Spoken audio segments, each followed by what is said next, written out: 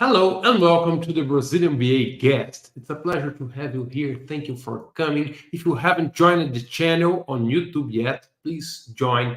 Click on the Brazilian BA on YouTube.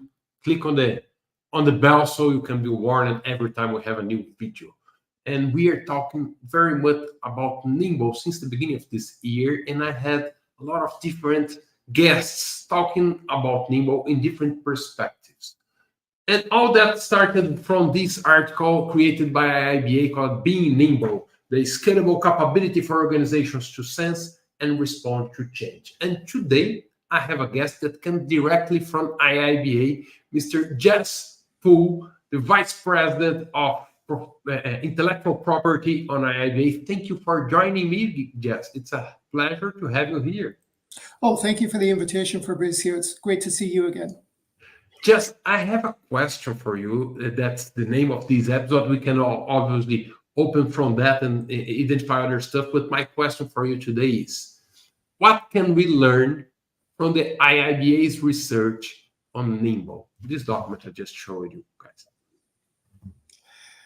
Well, Fabrizio, that is a big question. And I know you've read the report, and I'm sure many of our podcast listeners today also have.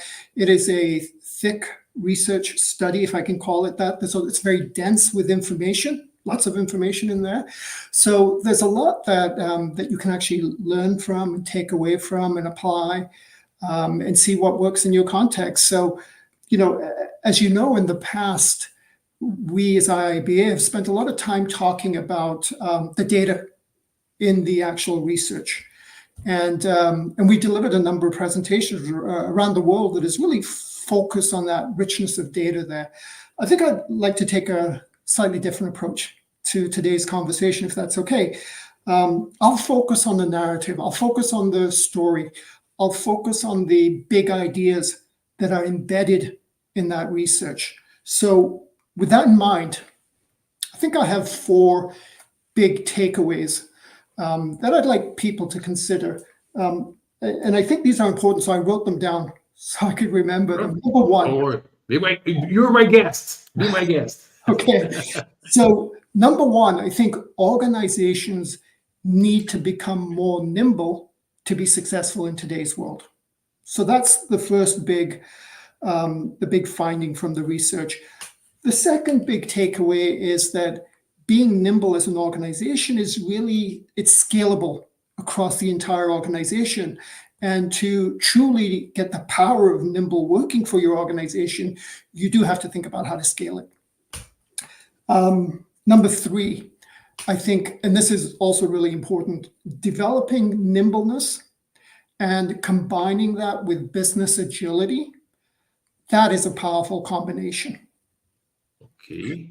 And the research speaks to that a little bit. And then finally, I think the 4th big takeaway is that being nimble, it's an ongoing journey. It's not a silver bullet. It's not you do it once, now you're nimble, and you continue with life as is. No, it's actually an ongoing journey. So those are the big 4 takeaways.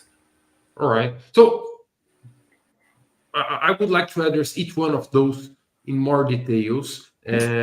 Before entering the first one, I would like to bring some definition for maybe someone is just coming and didn't read the report and didn't see any other episode. So Nimble, as defined by these research, is the scalable capability for organizations to sense and respond to change quickly and precisely. And the first thing you said, or the first point you mentioned, was the need of organizations to become nimble is more and more important today than it was before. And I wanted to understand why. Why is it important for an organization to become nimble, to be able to sense and respond to change quickly and precisely? Okay, I think there's 3 big themes. And I think most of us are seeing these and recognizing them. So the first big theme, I think, is that we live in a more complex world than we ever have before, right? So, we've often talked about this. When I first entered the profession, it seemed like business life, work life was much simpler.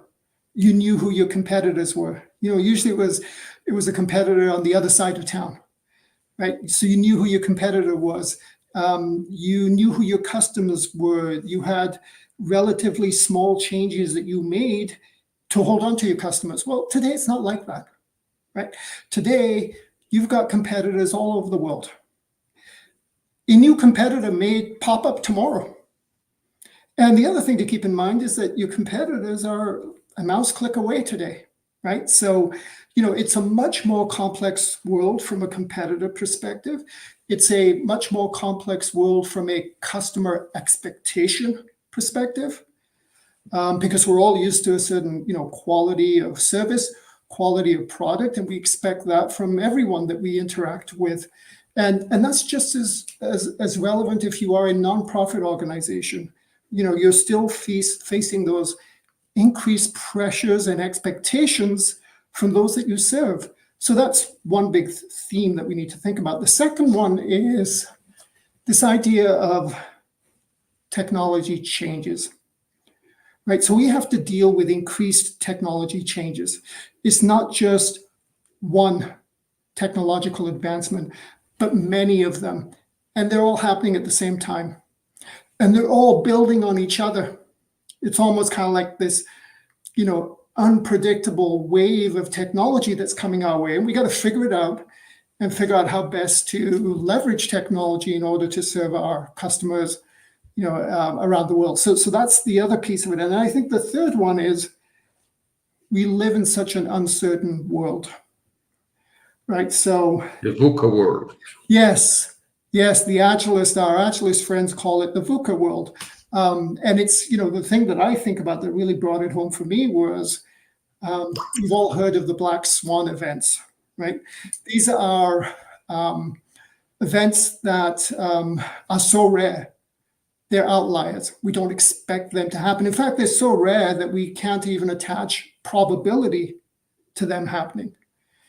And if I just think about the last 20 years, we've lived through 3 black swan events, right? There was the dot-com bust in 2001.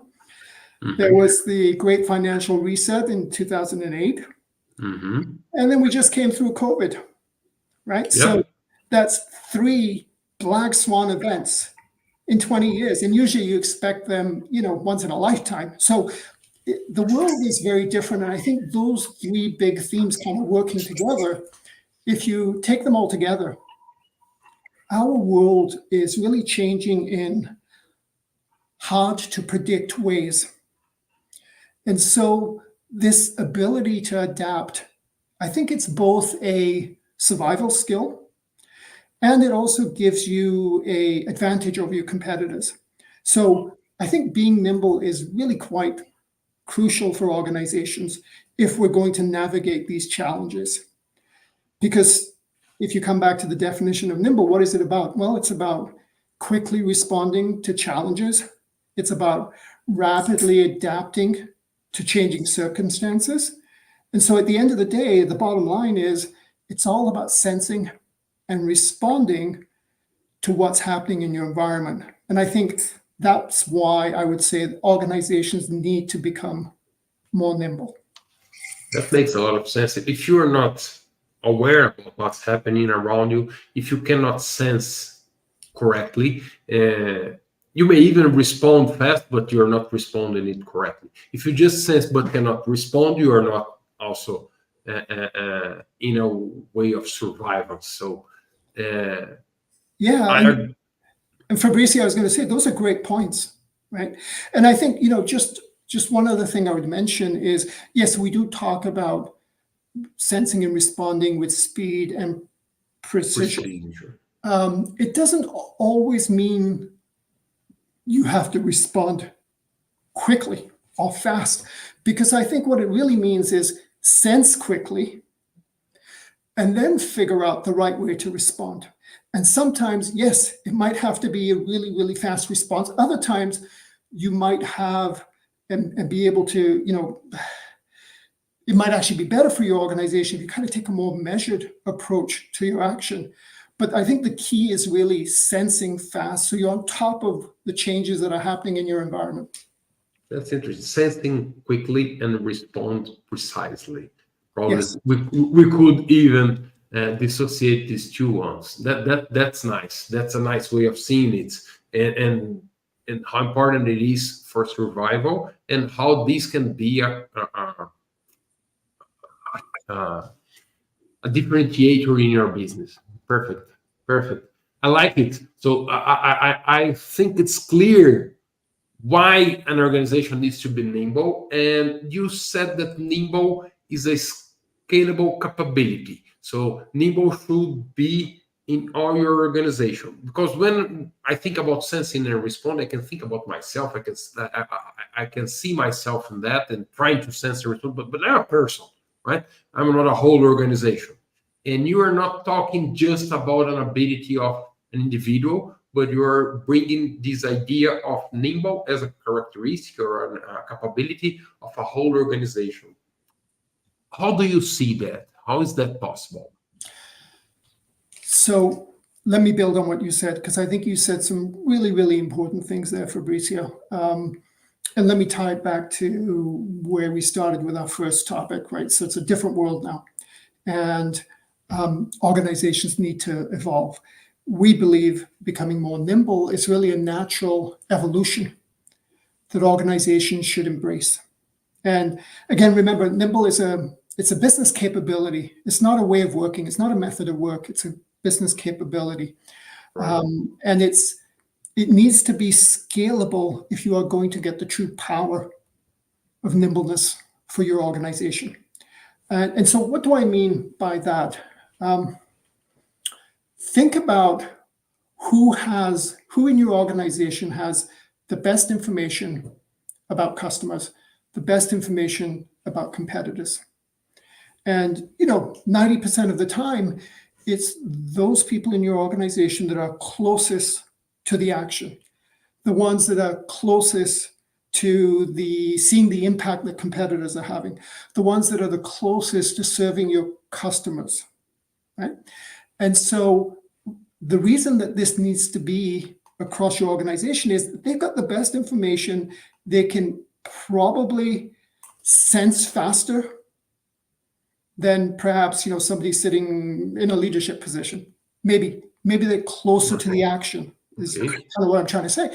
And so if they've got the best information and they can make the best decisions, then we need to think about concepts like decentralized decision making. As an example, right? We need to think about concepts like, okay, how do we enable our people to do their best work? How do we remove barriers to them doing their best work? And there's a lot of information in the research report that really speaks to that. So if I think about all of that, being nimble is really about empowering people. It's about adopting effective practices. It's about leveraging appropriate and suitable methods. It's about, and I'll have more to say about that later, I think. It's about, more than anything else, truly harnessing the power of good analysis, of good business analysis, so that you can constantly sense and evolve to your business landscape. So if I think about it in all those terms, then I can start to see why nimble needs to be scalable across the organization. And so when you think about scaling, you can only do that if you identify good practices. You can only do that if you have good business analysis skills throughout your organization, because those are the things that are required for effective implementation of the ideas, right? So some of the highlights from our research actually backs up those statements.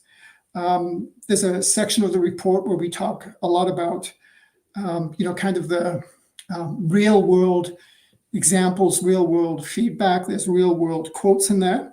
And when you read the research, some of the things you see are things like, you notice that senior executives are doubling down on building capability to change because they're preparing for whatever the future brings their way.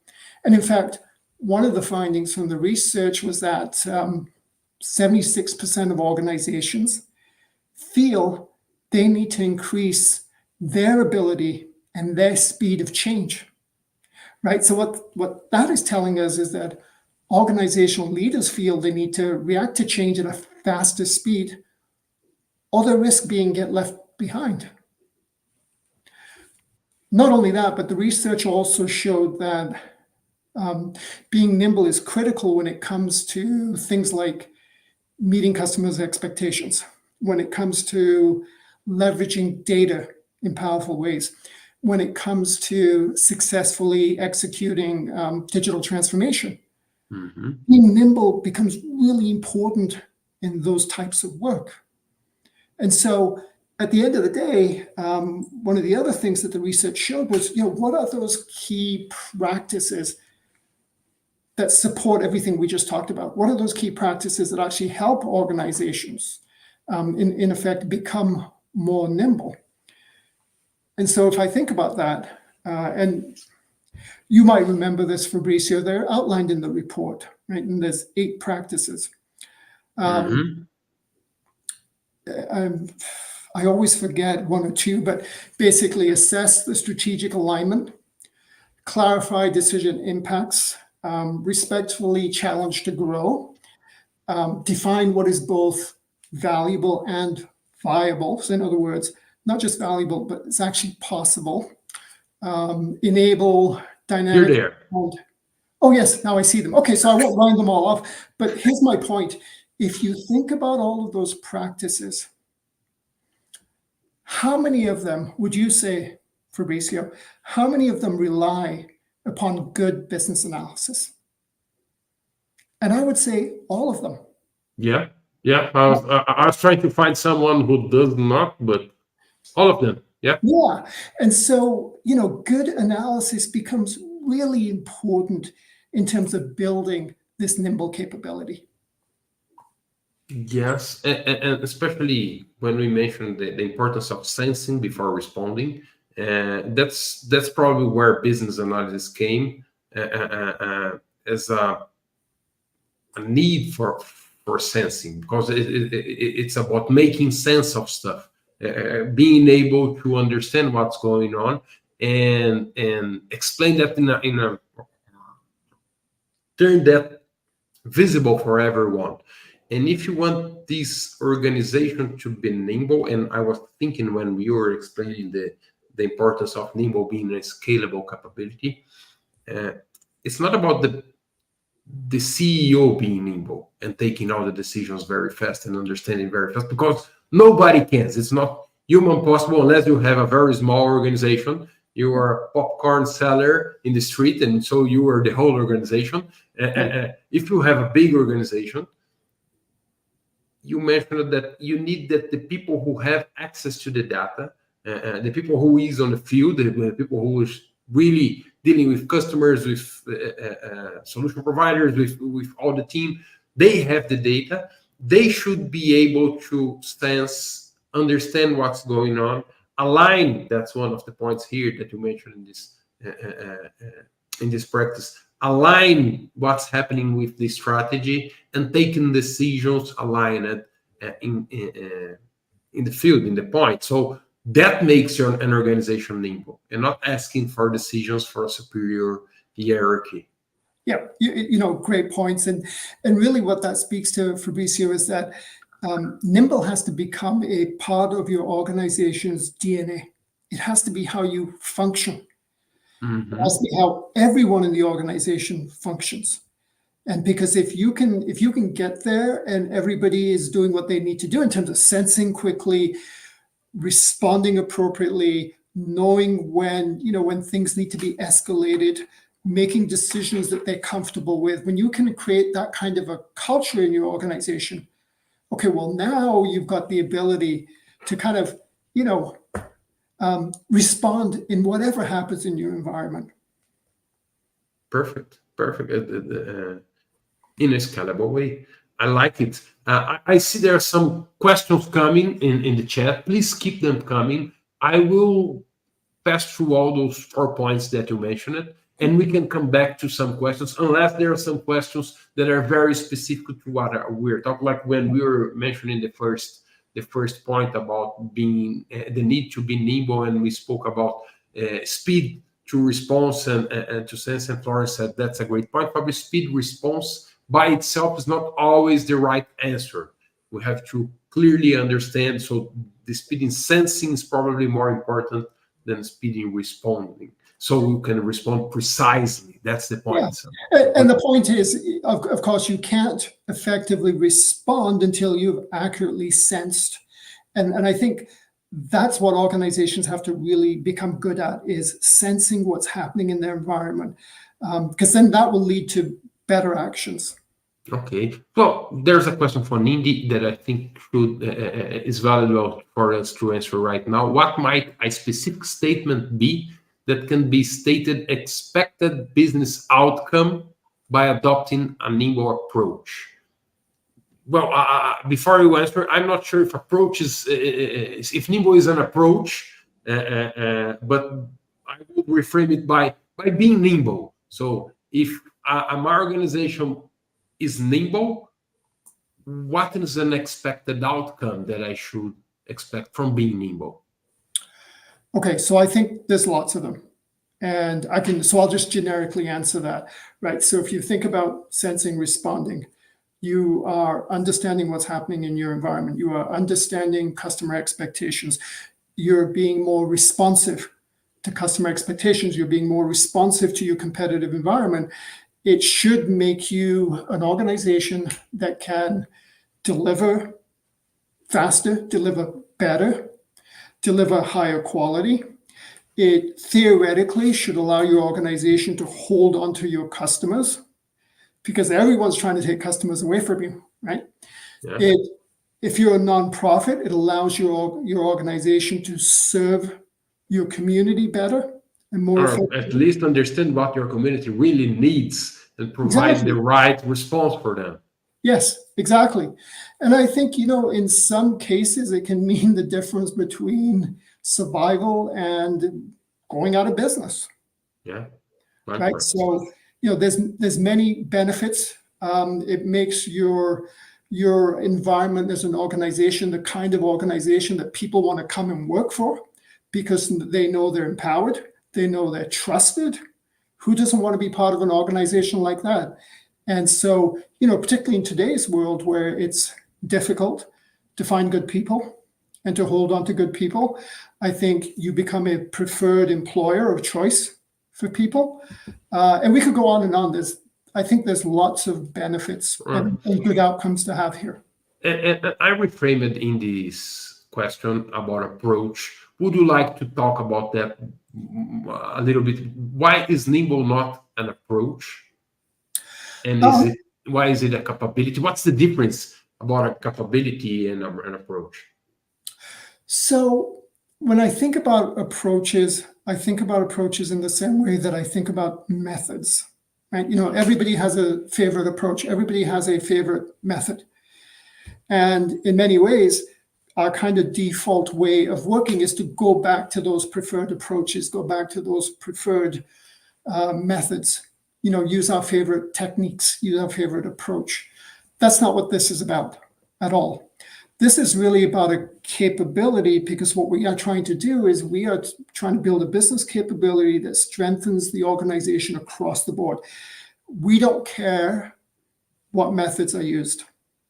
And, Fabricio, I do read a lot of the research that you put out there. And, you had this fabulous article that I remember reading where you talked about an organization can have agile practices in place. So they could be doing backlog management. They could be doing retrospectives. They could be doing, all of the ceremonies and all of the practices that good agile expects, yet still not be nimble. Nimble is a very different thing. Nimble is about sensing and responding to what's happening in your environment. And it's not about necessarily individuals sensing and responding. It's about your organization as a whole sensing and responding. And so that makes it very different than a method or an approach. And in reality, you can use any methods and approaches. You just want to make sure you're building that capability of nimbleness into your organization. And even being nimble is being able to sense what's the best approach for your organization, because what works, I don't know, in Spotify may not work in your organization. So it's no silver bullet anywhere about methods and approach. You have to figure out and maybe understand and change and adapt until you have the best approach, or the approach that makes you more nimble. Perfect. Let me bring another point that you mentioned, and you talking about nimble with business agility, and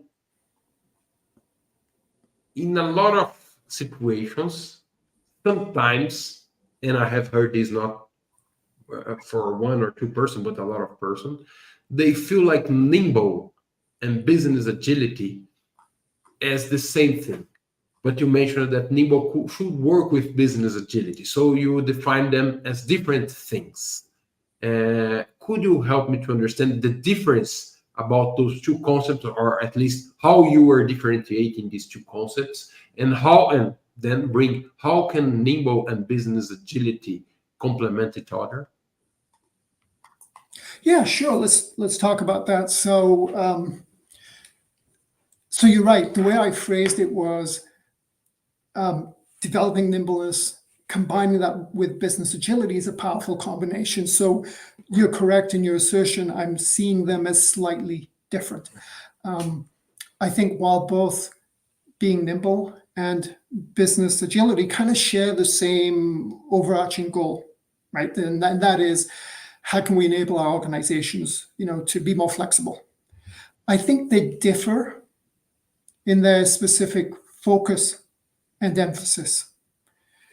So let me see if I can give you 3 or 4 kind of areas where they differ. And I will admit up front that this is a nuanced argument. And what I mean by that is, some people will still come away from this portion of the discussion and say, oh, no, they're the same thing. And that's okay. So, but just bear with me.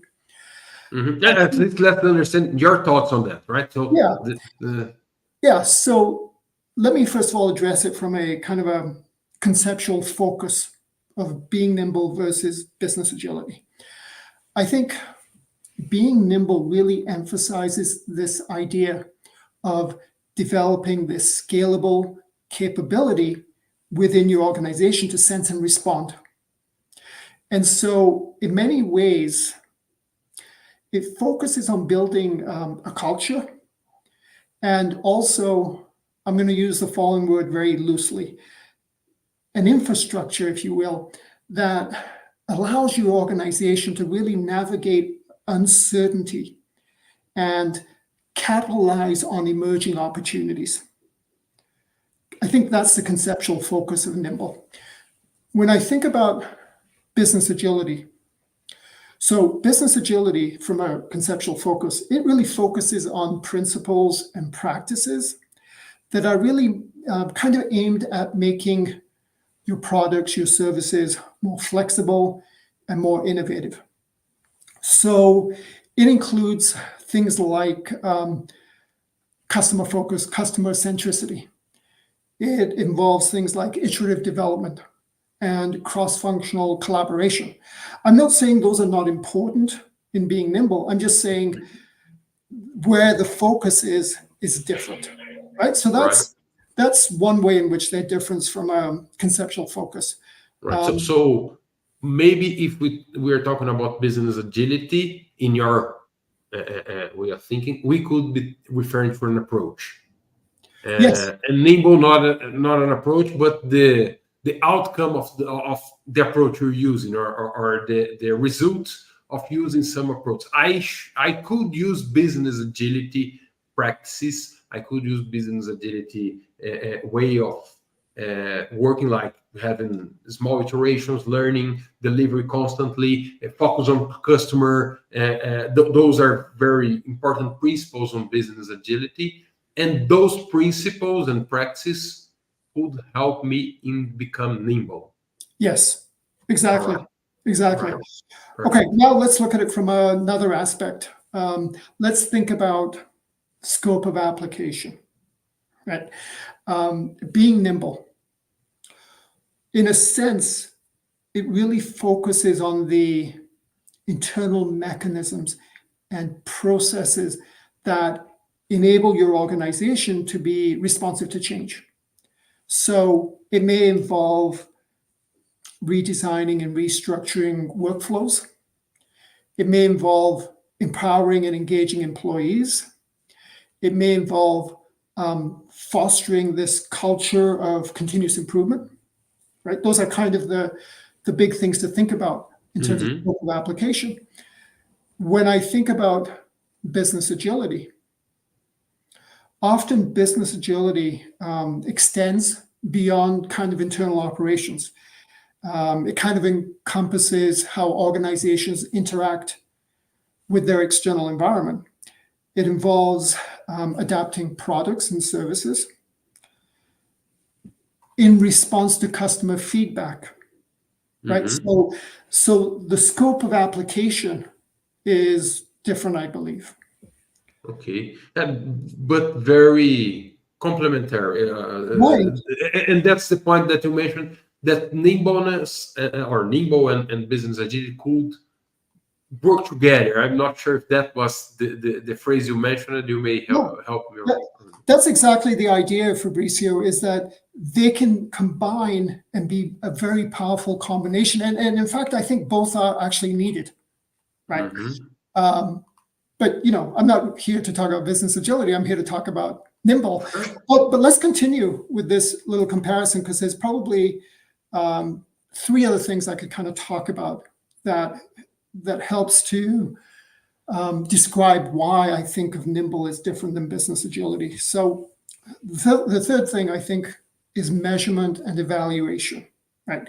Now, admittedly, we need to do more work around, can Nimble really be measured? How can it be evaluated? Like all of those kinds of things, right? We still need to do a lot more work there. But if I think about being nimble, it places a greater emphasis on assessing the organization's capacity to sense and respond to change.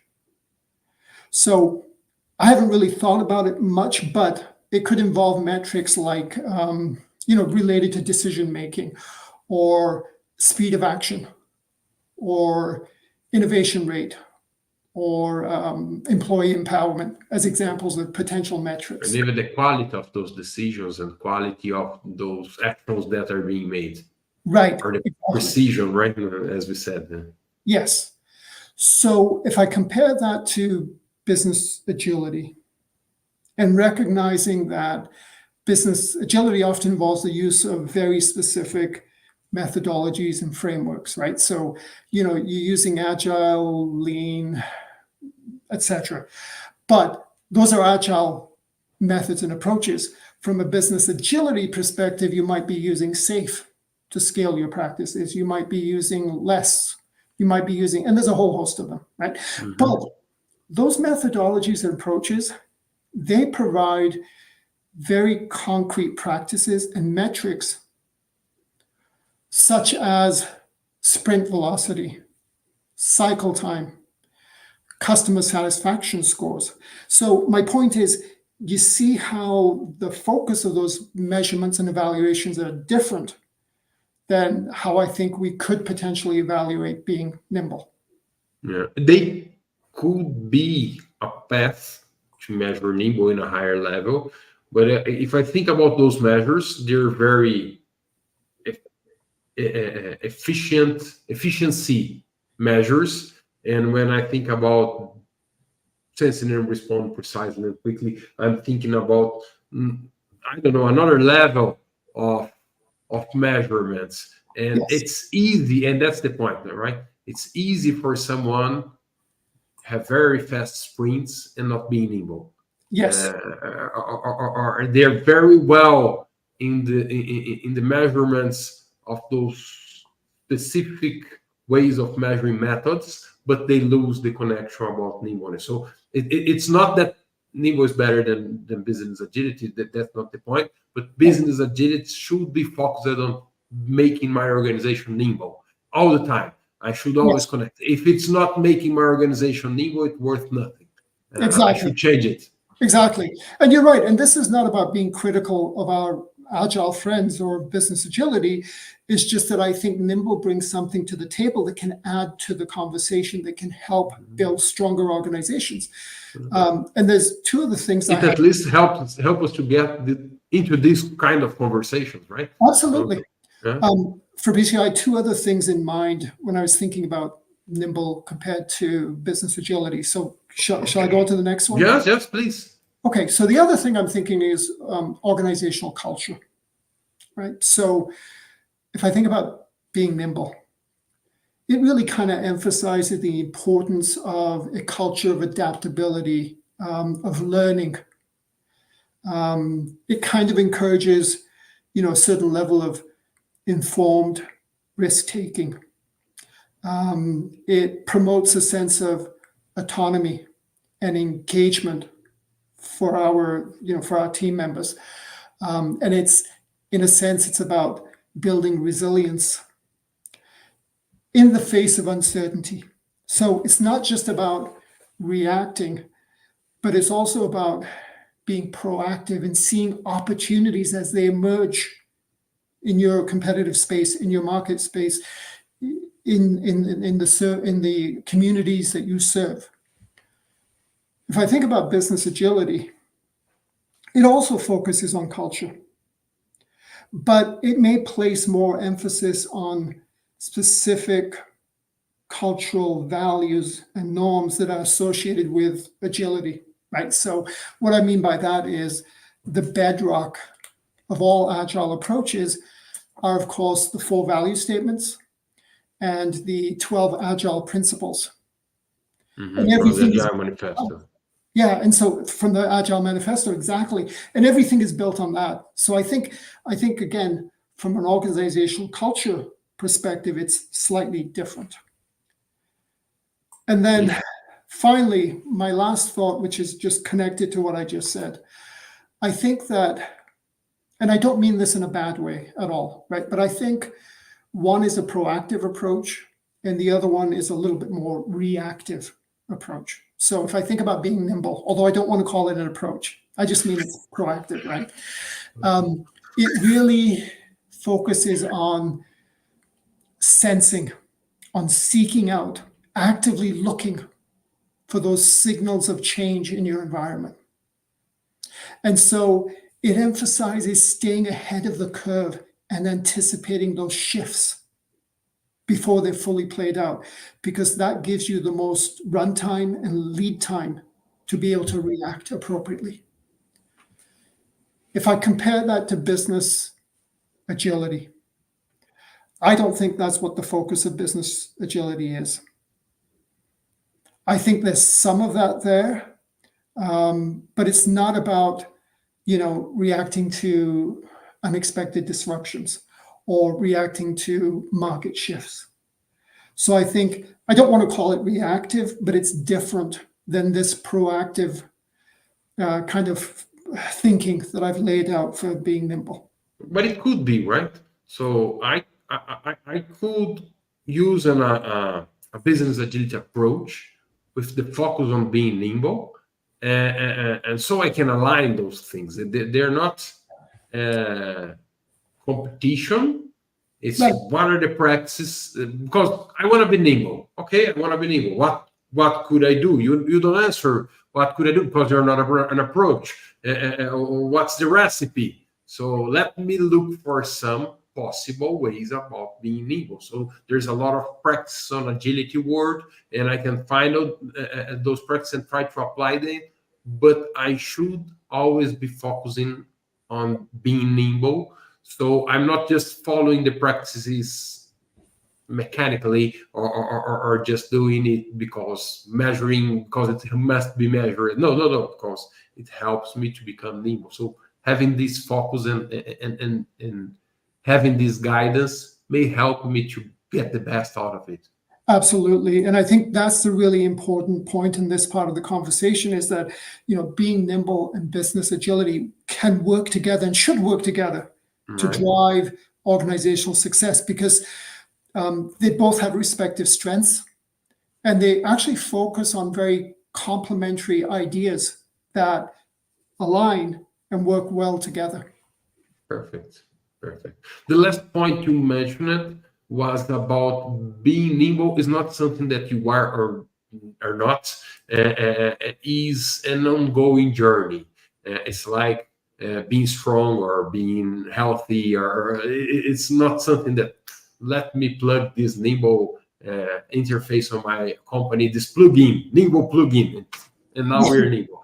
That's not how it works. And how does this journey happens? What's the path for this journey? Yeah, another great question. And I think, excellent point. If I think about the research and I think about, what are the conclusions that I can draw from that research? And you had the report up on the screen a couple of minutes ago. If I kind of scan through it in my mind, right? So being nimble, what is it about? Well, it's a crucial, critical capability for organizations to sense and respond to change effectively, right? It's if you look at the research report, it's composed of 4 key dimensions that are there: empowering and enabling people, distinct practices that are outlined there, methods of work, not in the sense that, oh, this is the one and true way to get the work done, but that flexibility and being fluid, picking the right methods, picking the right approach based on the context that you are facing. But that's the important piece there about methods of work. And of course, business analysis, right? Those are the kind of 4 key dimensions. When I think of a couple of other key findings, the fact that and I like that business analysis centered on strategy and outcome, not just business analysis. I have business analysis. I'm writing code.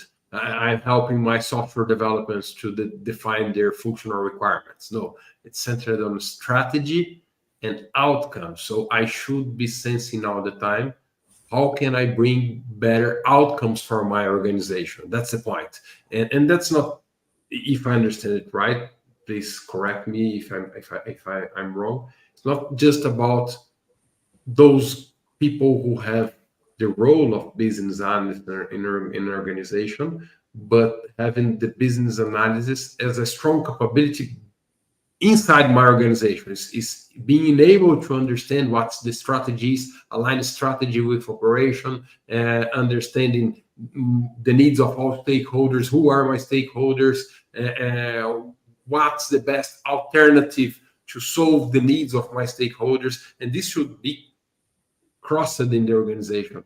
Am I seeing the same picture as you are? Sorry, what picture? No, the picture in my organization, my mind.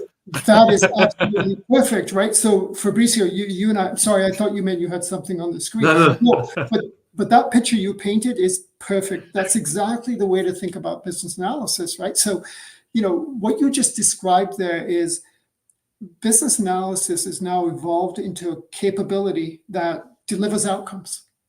And it's really crucial for best-in-class organizations. And that's something else that the research showed. Let me build on that. Kind of build on what you said. If I think about those 8 nimble practices, they're absolutely essential for organization adaptability. They're essential for helping your organization respond to what's happening in its environment. And as I think about those 8 practices, there's an appendix section in the report, which talks about 32 competencies that are tied to these 8 nimble practices. Yes, you're right there. Okay, now if I think about those 32 competencies, and we won't go through each one, but when I think about those, right, the first one's around strategic alignment. When I think about that, what does that mean? Well, it's about ensuring that the actions you are taking align with your organizational purpose, with your organizational mission and your vision. That's what strategic alignment is about. Mm-hmm. Decision making. That's about breaking down complex issues, identifying alternatives, and then streamlining the decision process for faster action. If I think about defining value, what's that about? It's about understanding and processing data. It's about assessing what's valuable. It's about assessing viability. And then it's about adapting the value delivery to meet evolving needs. Now, I won't go through them all, but here's the point that I'm trying to make, Fabricio. Everything I just talked about, it's all about good business analysis. And to your earlier point, it doesn't matter who's doing it. The point is that in an organization, analysis is important for everywhere throughout the organization. And it becomes kind of that central foundational thing that really makes being nimble work for you. So I think about all those things, and you think about developing that level of capability in your organization. And that's kind of what I mean by, being nimble isn't a destination. It's not overnight, I've now become nimble and I can kind of rest on my laurels. No, it's a journey. It's a journey of constant adaptation and constant improvement for organizational success.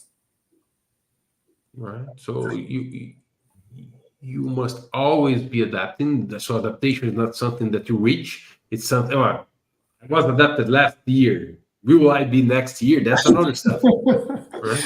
Right. Perfect. So it's an ongoing journey as a way of developing this capability, and the hard stuff is to keep it. So you cannot count on your past innovations. Innovation is always ahead. So you must be always innovating. But you can count on your ability to sense and respond, and that's where you connect it to business analysis practices, because that's how you organize your thoughts. That's how you understand what needs to be done.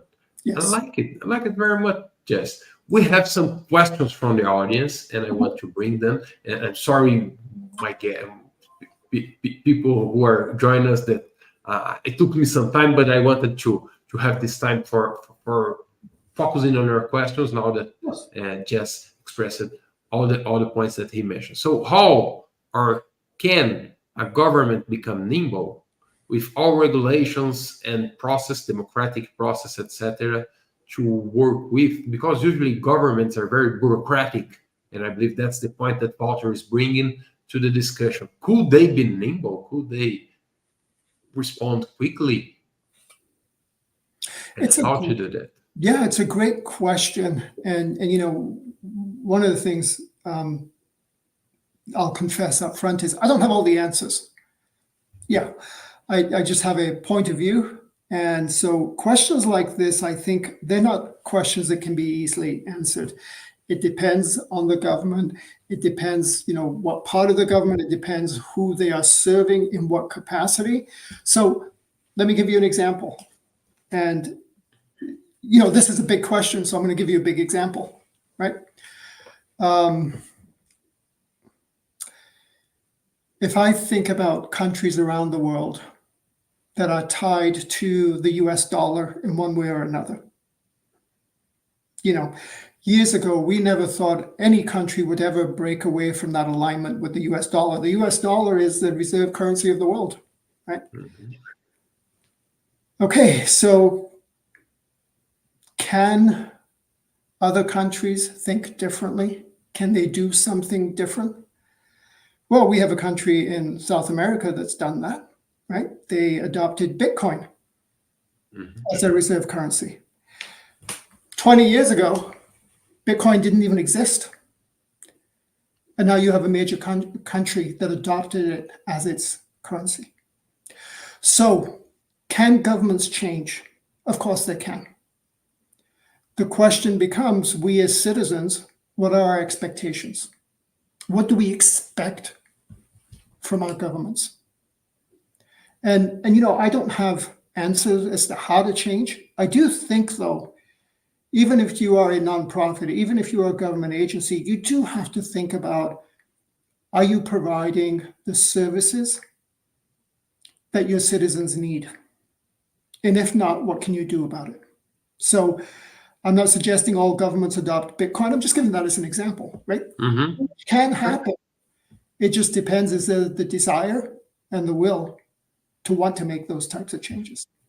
Mm-hmm. What are your thoughts, Fabrizio? I don't see very much difference between a government and a private organization when you think about how to become nimble. Because if you say a government is very bureaucratic because there are laws and regulations and stuff like that, a bank also have a lot of regulations and they have to follow it. Pharmacy industry also have regulations and they have to follow. But when COVID came, they created a new vaccine in a year. It was amazing. Yes. They were very nimble. It's impressive in a very regulated sector. So what happens usually with governments is that they're kind of lazy because they don't have competitors. At least the government as an organization don't have a competitor. Obviously, they have a competitor because there are other candidates wanting to take the government. But usually, governmental companies are sometimes owner of a market, depending on what kind of services they are providing. They own the market. They are a monopoly, and they become kind of lazy of being nimble because they don't feel themselves fearing survivors from a competitor. But sometimes the competitor is a virus, like we had during COVID, and governments had to be nimble to give a response to their citizens. And you're right, otherwise they would be dead. So that was a moment when we had to see governments answering, understanding what was going fast, and being precise on. So here's what I'm taking away from what you said, Fabrizio, and that is, if a crisis shows up on our doorstep, then a government can definitely be nimble. Must. You have no choice.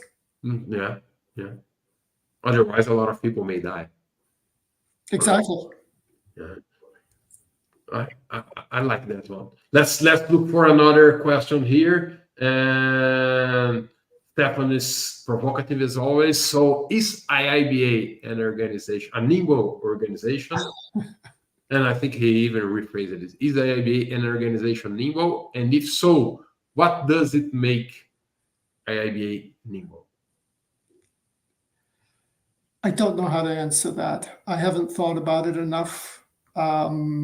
I think it's a very good question. Do we need to be nimble? Absolutely. Are we trying our best to be nimble? Absolutely. Do we all, and remember, we serve a global community, right? It's not just, we're a small organization in terms of, number of people, but we serve a big community. And we strive to be nimble. It's what we, aspire to be. Our ambition is to be nimble, just like any other organization should have that aspiration. We have a lot more work to do to be truly nimble. Absolutely. So we try every day. We'll never get there because nimble is a journey. It's an ongoing journey. So I'm not sure that any organization can stand up and say, hey, I'm nimble. I'm not sure we can. Still have to define better measurements for nimble. But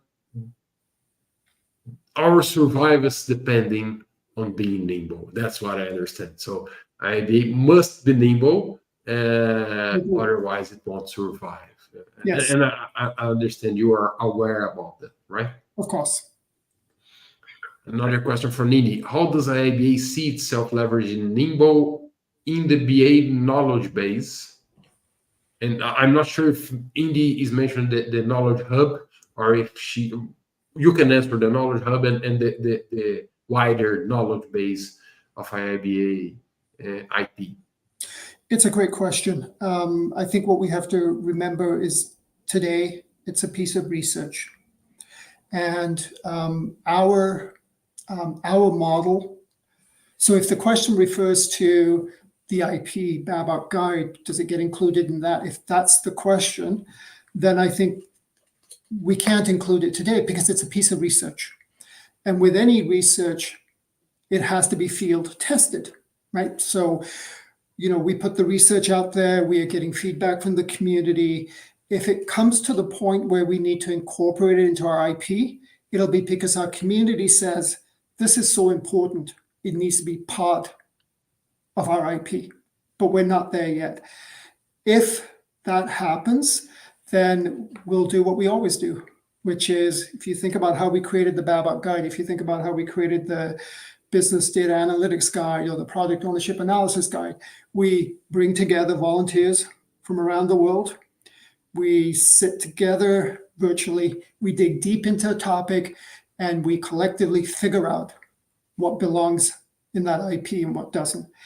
And then we do an expert review, we do a public review. Only then does it get incorporated into our IP. So we're not there yet, is the point.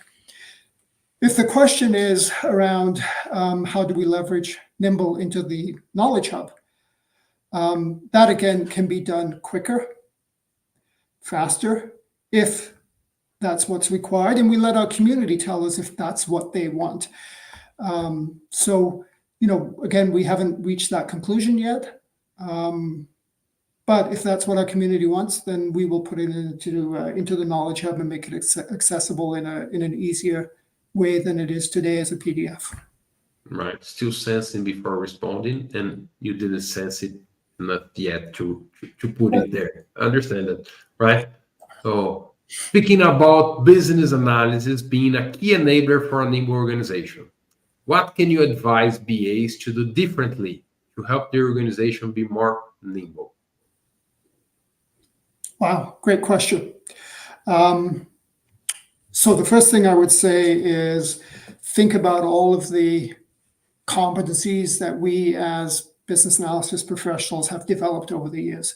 Those are going to serve you well, right? So you already have a really strong foundation, number one.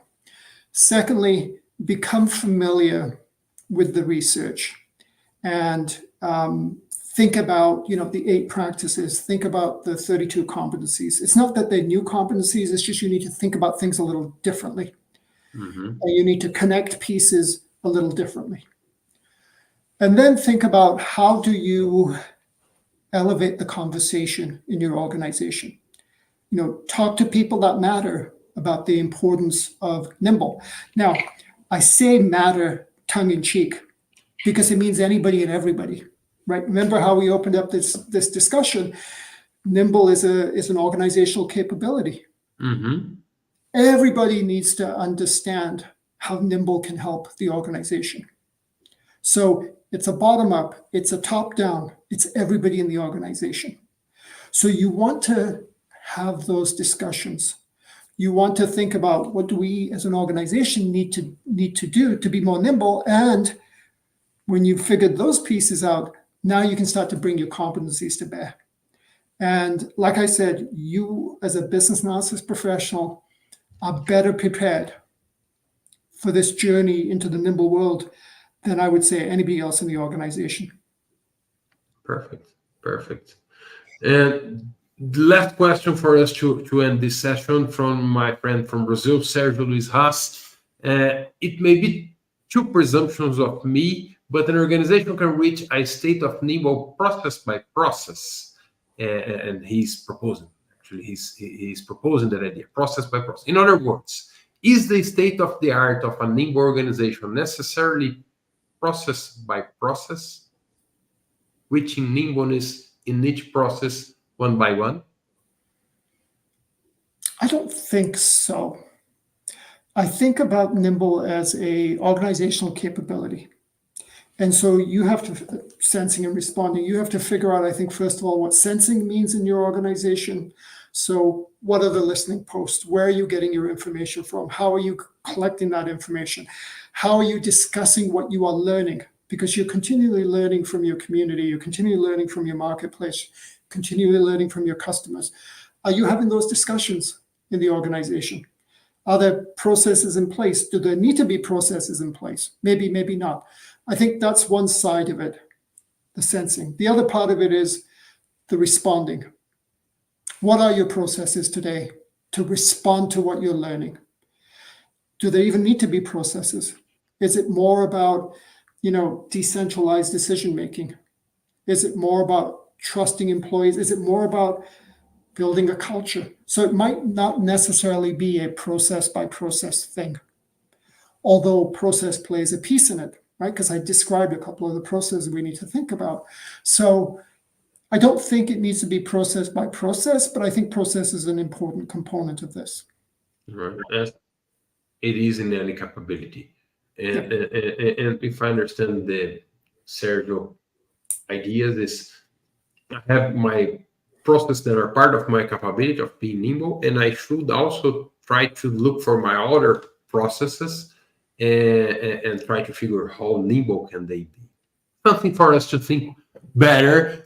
We're probably ending this conversation right now, Jas.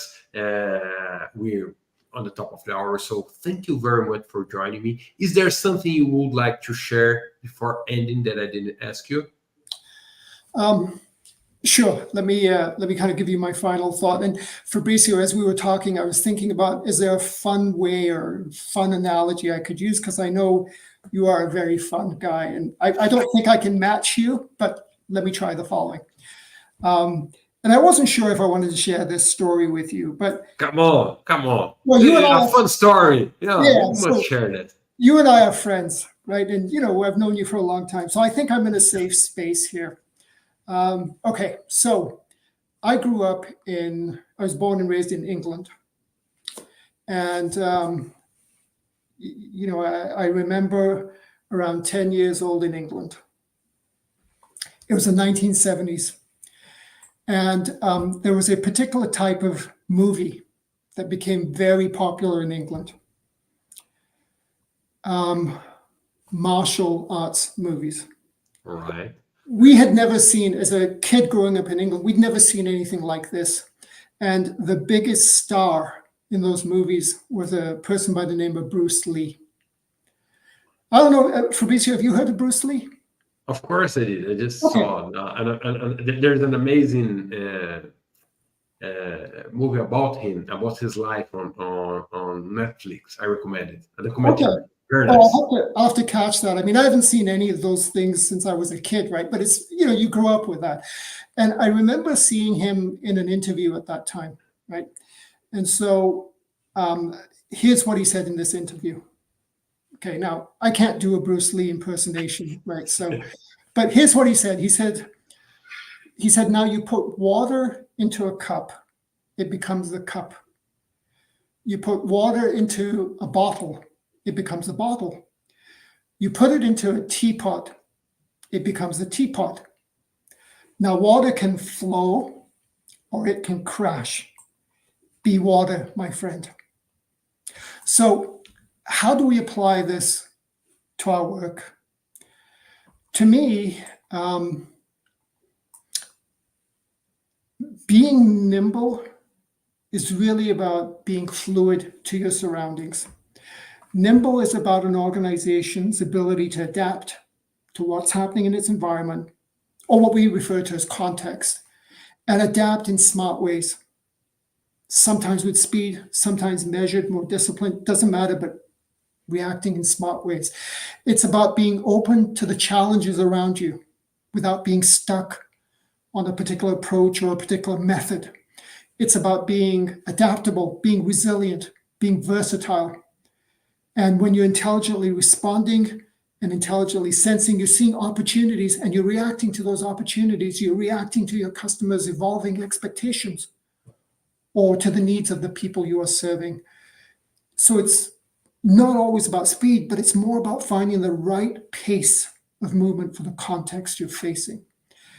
And I think that overall, the research really underscores the importance of organizational nimbleness in really helping you navigate uncertainty and drive you towards success in today's very dynamic business environment.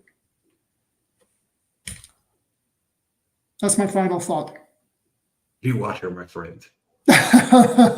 Perfect. All right. Jeff, thank you very much for joining us. If people want to get access to this research, I will put the link below this video on the comments, and I will put these on YouTube on the Brazilian BA channel, also in the description of the video, so people can access it. Thank you, Jas, once again. I'll end this conversation. Please stay for a few minutes so we can chat a little more. Of course. But for the folks who are watching us, thank you very much for joining. Thank you for your questions. See you next week. Bye-bye. Bye-bye, everyone.